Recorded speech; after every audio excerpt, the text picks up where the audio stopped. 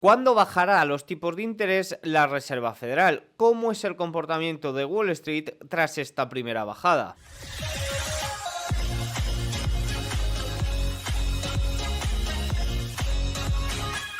Muy buenas a todos y bienvenidos un día más al canal. Hoy es sábado 18 de mayo de 2024, aunque debo decir que este vídeo lo estoy grabando el jueves 16 antes de la apertura del mercado. Por tanto, si hay algún comentario, si hay algo que suceda este jueves y viernes y no está comentado, pues que sepan que es por eso. Pero bueno, es que hace unos meses recibí un informe de Deutsche Bank que nos mostraba cómo era el comportamiento tanto del S&P 500 como del DAX alemán cuando ocurre esa primera bajada de tipos. Y ya hablé de ello en su día en enero, pero bueno, estamos en mayo, todavía no se ha producido esa primera bajada de tipos, pero sí que es cierto que con los datos que hemos conocido esta semana, sobre todo ese dato de IPC y también esas ventas minoristas, pues oye, parece que nos acercamos más a esa primera bajada de tipos. Así que nada, vamos a ver los principales puntos. Lo primero que vamos a ver es cuándo es idóneo bajar los tipos de interés. Antes de ello, voy a hacer una pequeña aclaración.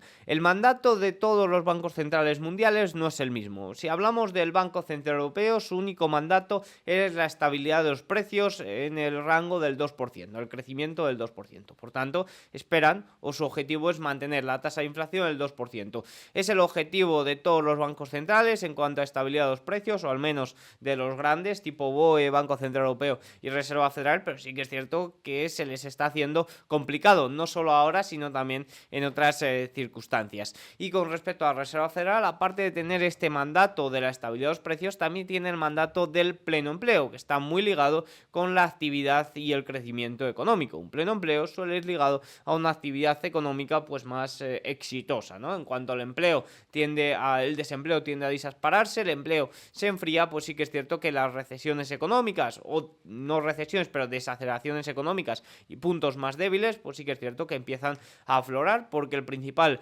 punto de la economía estadounidense es el crecimiento del consumidor, es la fuerza del consumidor, y si el empleo flojea es lo primero que suele fallar. Dicho esto, antes de la década de 1980 los recortes de tasas solían comenzar una vez que la recesión estaba en marcha, pero desde entonces han tendido a ocurrir de manera preventiva, probablemente debido a que la desinflación global posterior a 1980 lo que facilitó el trabajo de la Reserva Federal. Pues vemos como hay sobre todo un punto, que es esa década de 1980, con esa hiperinflación que ocurrió, evidentemente, que desde entonces cambió la cosa. Desde entonces se bajan los tipos de interés antes de que haya una recesión. Es decir, la actuación de la Reserva Federal es más bien preventiva o de anticipo a lo que puede venir en el ciclo. En cambio, antes pues era una actividad mucho más retrasada en cuanto a lo que puede ocurrir el ciclo. Sí que es cierto que bueno, es algo que intenta anticiparse. Evidentemente nunca sabes lo que puede ocurrir, pero bueno, ¿por qué es este motivo de que la recesión llega pues unos meses posterior, o suele llegar unos meses posterior a la primera bajada de tipos? Bueno, pues por el efecto retrasado de esas subidas de tipos, ¿no? Una bajada de tipos, una primera bajada de tipos de 25 puntos básicos no te alivia todos los problemas, pero en cambio sí que acumulas ya pues una gran cantidad de meses. Por ejemplo, ahora mismo, en caso de que se produzca la primera bajada de tipos, pues ponemos un ejemplo para julio, para septiembre, pues ya vamos a llevar más de un año con los tipos de interés establecidos en el 5,25-5,5%. Es decir, que los tipos de interés bajen dos bajadas de tipos hasta para el año 2025 y se sitúen en el 4,75-5%, hace que lleves un año y medio con los tipos de interés por encima del 4,5%. Evidentemente, eso lastra a nivel económico. Por tanto, una primera bajada de tipos no es que alivie de una forma rápida los problemas. Pero bueno, sí que es cierto que hay una brecha ahí entre 1980, que ahí iba aún más retrasada, también quizás por el avance a nivel tecnológico, la forma de medición de estos ciclos, y que bueno, la parte de los ciclos también ha cambiado, sobre todo con la llegada de Internet y de los algoritmos. Ha vuelto todo muchísimo más frenético. A menudo los recortes de tasas de la Reserva Federal han ocurrido justo antes de un aumento de la tasa de desempleo, pero eso parece ser más bien una correlación que una causalidad. La FED a menudo está aliviando en medio medio de debilidades económicas. Fíjense este gráfico que nos muestra la tasa de desempleo y cuándo la Reserva Federal suele bajar los tipos de interés, y suele hacerlo, generalmente suele bajar los tipos de interés justo antes de un spike, de un alza muy considerable en la tasa de desempleo. Bueno, es un poco lo que ocurre también en su día. Fíjense que desde antes de 1980 se bajaban los tipos de interés cuando se había producido este spike, este alza en el desempleo, un poco muy similar al gráfico anterior de la recesión, ¿no? Al final, ¿qué es lo que provoca la recesión? Pues la tasa de desempleo, el aumento de la tasa de desempleo. ¿Qué es lo que produce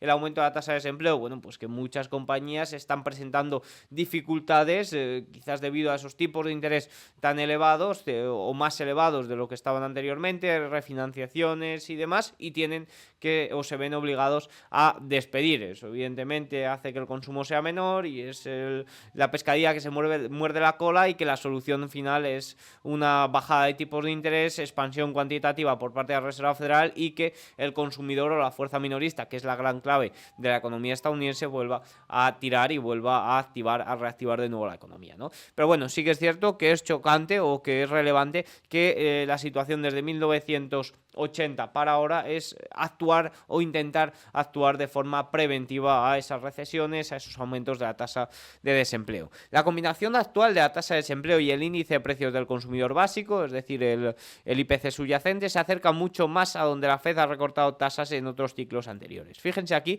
que tenemos el IPC subyacente en este momento en Estados Unidos, con el dato que conocimos esta semana, el miércoles 15 de mayo, pues se sitúa en el 3,62% para ser exactos. Y la tasa de desempleo, pues según los últimos datos correspondientes a abril, se ha situado en el 3,9%. Sí que es cierto que en cuanto a peticiones semanales de subsidio, bueno, pues está la cosilla que en las últimas semanas ha repuntado ligeramente, ¿no?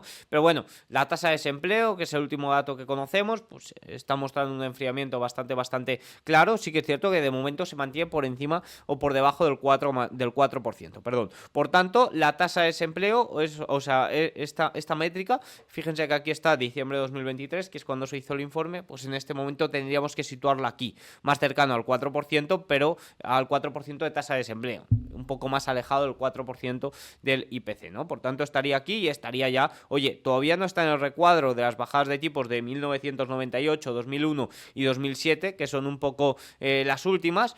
Todavía se mantiene muy por encima el dato de IPC, y todavía la tasa de desempleo pues no se encuentra en esos niveles. Por tanto, oye, si tenemos una serie de datos, por ejemplo, ahora mismo estamos en mayo, en junio que conocemos los datos de mayo, la tasa de desempleo supera ya el 4%, el IPC, pues sí que es cierto que el IPC es un problema, porque el IPC subyacente lo más probable es que los próximos 2 meses o repunte o se mantenga superior al 3,62%, sobre todo por ese efecto base, porque se está comparando un dato de abril, y bueno, pues ahora mismo es cuando empieza, por ejemplo, en el IPC general se estaba comparando con un dato superior al 4%, ya quedan 2 meses para la estabilización total. Es decir, el riesgo de que el IPC se estabilice, tanto el general como el subyacente, por encima del 3%, incluso me atrevería a decir por encima del 3,5%, así un poco de forma estable debido a la presión sobre todo de los servicios, es, yo creo, un poco el lastre para que no haya bajadas de tipos. Ahora, una primera bajada de tipos y que luego la tasa neutral, que es esos tipos de interés un poco neutros donde empiezan a converger, y por debajo de ese nivel pues ya sería más bien expansión económica, o ya sería más bien situarlo por debajo del IPC, y hay un riesgo muy elevado de repuntes. Bueno, pues sí que es cierto, una bajada de tipos y que se mantengan los tipos de interés, esa tasa neutral, pues más bien en el 3,5 o incluso más cercano al 4%, pues no sería ningún error. Seguirías lastrando o seguirías pesando a nivel económico, es decir, seguirías con los tipos de interés altos que endurezcan un poco a la economía, y evidentemente tratarías de devolver a ese objetivo de IPC. Al final yo creo que el gran riesgo, porque la desaceleración económica evidentemente todavía no ha llegado, fíjense que todavía está la tasa de desempleo por debajo del 4%, pero el gran riesgo yo creo que está en esa estabilización del IPC más por encima del objetivo del 2%, que no nos lo han dicho, pero quizás su objetivo es mantenerla en ese 3%, porque es muy beneficioso también para muchas economías, sobre todo las que están muy endeudadas, ¿no? Por tanto, Esta es la situación. Ahora mismo sí que es cierto que estamos todavía más cerca de diciembre de que se produzca esa primera bajada de tipos o que históricamente pues ha llevado a esas bajadas de tipos. Fíjense cómo previo a 1980, bueno, pues aquí en 1960 se bajan los tipos de interés con una tasa de desempleo bastante superior, casi cercana al 6%. Y luego en la década de 1980, a partir de ahí es cuando se bajan los tipos antes, es decir, se trata de poner el parche antes de que inicie el sangrado, ¿no? Pero aquí en 1981, 84, 80, pues fíjense cómo se ponía el parche muy retrasado en cuanto a la recesión económica y la tasa de desempleo. ¿Cómo es el comportamiento tras esta bajada de tipos? Ya hemos visto que, bueno, no sabemos si será en julio, si será en septiembre, evidentemente habrá que ver mucho la evolución. Vamos a ver, el IPC sí que es cierto que ya el dato que hemos tenido en abril o con respecto a abril no ha dado sorpresas, pero oye, el riesgo de que se estabilice por encima de lo esperado o muy por encima de lo esperado, pues es muy alto y es prácticamente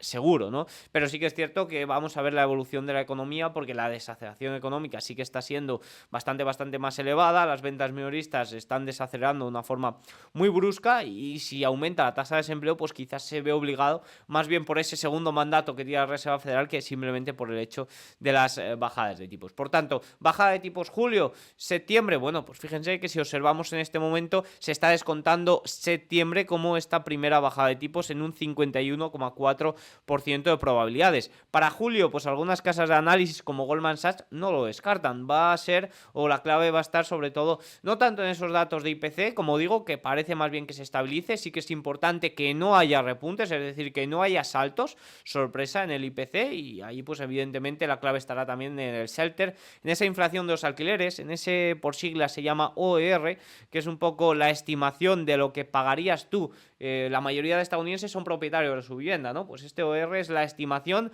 de lo que tú como propietario pagarías si tu casa fuera de alquiler. Y es una encuesta que tiene un peso de un 27% en el IPC y que les está costando mucho a los analistas tratar de predecirlo, ¿no? Por tanto, el IPC, bueno, pues sí que es cierto que mientras que no dé sorpresas al alza será positivo para esa primera bajada de tipos, pero sobre todo monitorizar en ese momento esa tasa de desempleo, si aumenta del 4%, si las peticiones semanales de subsidio encadenan unas semanas consecutivas pues con ciertos repuntes más bien elevados, pues podría ser algo preocupante y podría anticipar esa bajada de tipos para julio. Pero en este momento, oye, septiembre sigue siendo ese primer punto donde convergen las bajadas de tipos y se estiman 2 bajadas de tipos para este año. Siempre y cuando la economía aguante el tirón, sobre todo esa tasa de desempleo, esas ventas minoristas que no se vengan abajo de una forma drástica, pues es algo que se puede llevar a cabo. Un punto muy importante cuando hablamos del comportamiento del mercado tras esta primera bajada de tipos es este gráfico. Fíjense cómo, bueno, es un gráfico que ahora mismo, pues fíjense cómo el S&P 500 ayer, o sea, esta semana ha alcanzado nuevos máximos históricos, por tanto no está actualizado, aquí tendríamos que irnos a nuevos máximos históricos, pero sí que es cierto que vemos como cuando se ha iniciado una bajada de tipos, siempre anteriormente, pues se ha producido una caída muy considerable. Fíjense, caída del 51%, caída del 58%, aquí es 2008, caída del COVID. Sí que es cierto que, oye, esta caída no vino tanto por esa bajada de tipos, sino por el COVID-19, pero bueno, aquí te la cuentan con una caída de un 35%. ¿Qué tienen en común todas estas caídas del mercado cuando se inicia la bajada de tipos? Bueno, pues que va o antes o después existe una recesión económica. Fíjense, lo cierto es que la dirección que toma el S&P 500 después de recortes de tasas depende de si ocurre o no una recesión dentro de los meses antes o después del primer recorte. Si no ocurre una recesión, el mercado se recupera de manera agresiva. Sin embargo, en los ciclos de recorte de tasas durante recesiones, el mercado tiende a ser débil.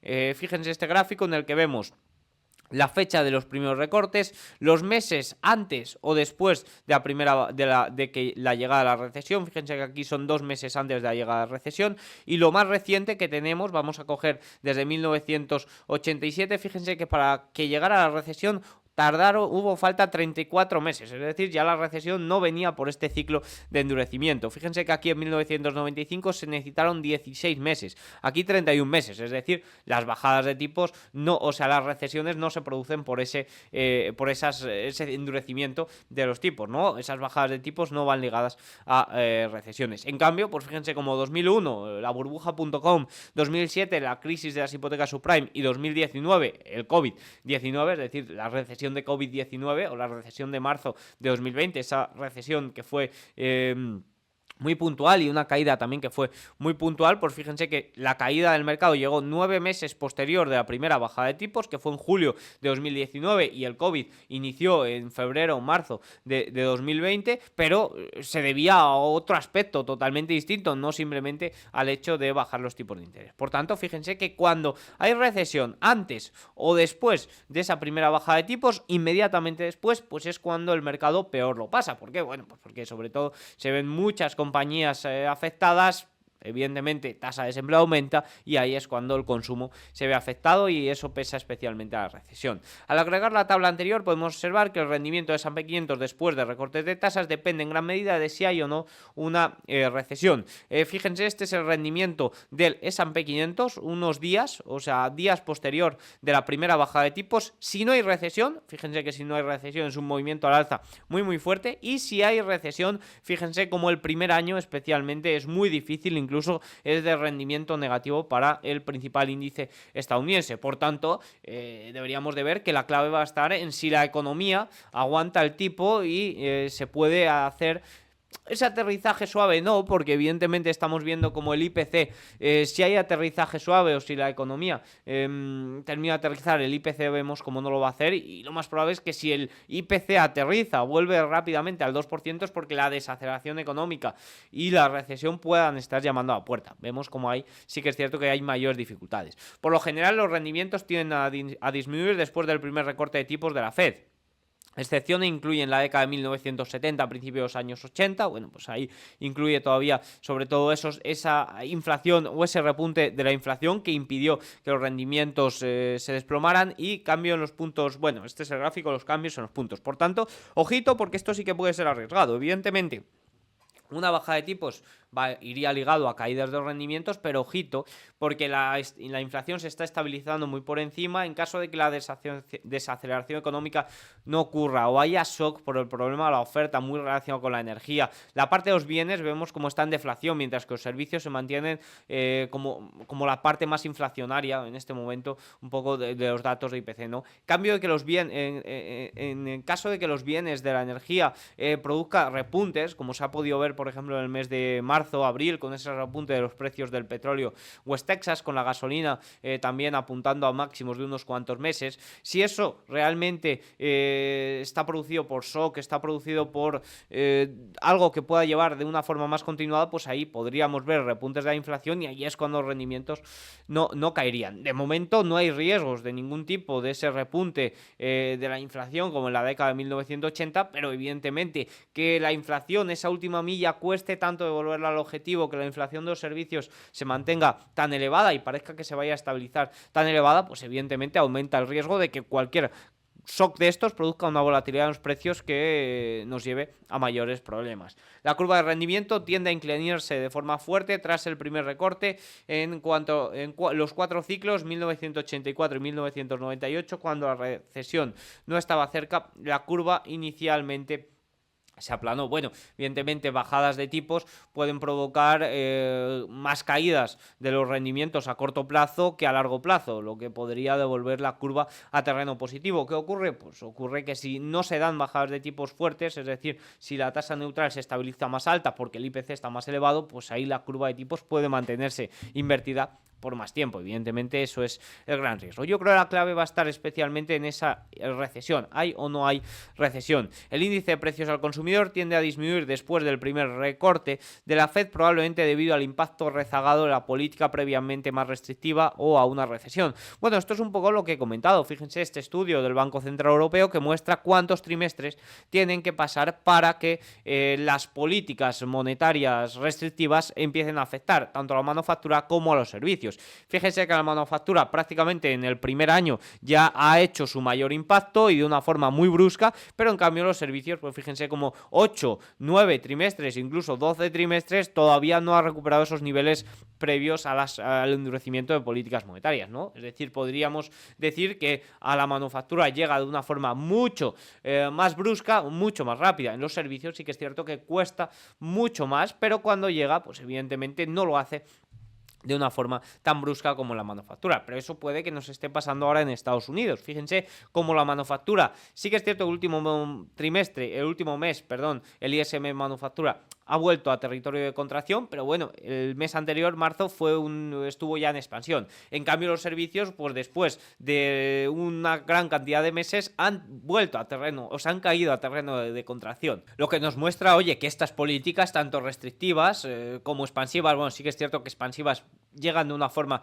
mucho más rápida, pero sobre todo políticas monetarias restrictivas pues tardan mucho en tener su impacto. Y expansivas también, lo que pasa que bueno, las expansivas van ligadas sobre todo a estímulos fiscales también, es decir, eso sí que son estímulos, los estímulos fiscales sí que llegan de una forma mucho más rápida al consumidor. ¿Por qué? Bueno, pues porque las políticas monetarias, pues al final es mediante creación de reservas, eso tiene que ir a los bancos comerciales, luego generación de depósitos, pero no es una máquina de impresión de dinero al uso, sino que es puesta de más dinero en circulación para los bancos que de una forma u otra, de forma indirecta, llega a los consumidores. Pero oye, estímulos fiscales, ese cheque que te da Joe Biden de forma directa, o esas ayudas que te dan, por ejemplo, aquí en España, ese bono cultural, pues es dinero, que eso sí que es una máquina de impresión de billetes, es decir, la máquina de impresión de billetes la tiene el gobierno, la tiene Biden, no la tiene Jerome Powell, te lo dan y es algo que gastas directamente de una forma muy directa, es decir, son estímulos muy directos. De ahí que, oye, las políticas o el gobierno no está teniendo en ningún momento restricciones, de ahí que lo único restrictivo sean las políticas monetarias y tengan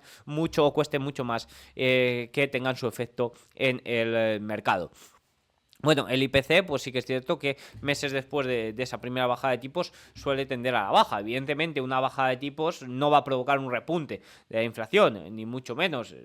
Y de hecho, un repunte, o sea, una bajada de 25 puntos básicos, ¿qué va a generar si mantiene los tipos de interés cercanos al 5%, ¿no? Y sobre todo tienes ese peso de ya más de un año con tipos de intereses superiores al 5% de Estados Unidos. Dicho esto, antes de terminar el vídeo, vamos a dar un pequeño repasito a Europa.